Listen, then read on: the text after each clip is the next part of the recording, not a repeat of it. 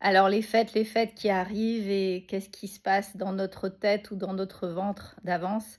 C'est que notre entropie va augmenter et l'entropie, vous vous souvenez, c'est le bruit mental, mais en période de fête, ça s'amplifie. Pourquoi?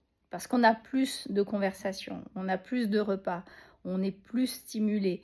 Il y a du bruit, il y a des cadeaux, on mange plus. Donc il y a un bruit mental, il y a un bruit cognitif, il y a un bruit corporel, il y a un bruit digestif. On est comme ça.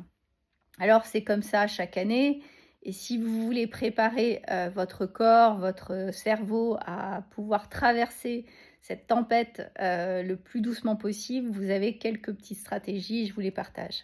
Bah, déjà, en tenir compte que c'est pas un rythme qui est physiologiquement tenable et que si vous sentez que vous êtes déjà un peu comme ça, il va falloir, se préparer à pas être trop exposé.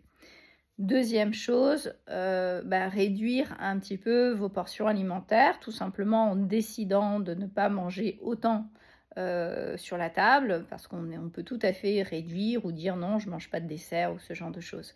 Donc gardez bien ça en tête, c'est que tout ce que vous allez manger, tout ce que vous allez ingurgiter par vos yeux, par vos oreilles, par votre cerveau, par votre bouche, il faudra les digérer et ça prend du temps.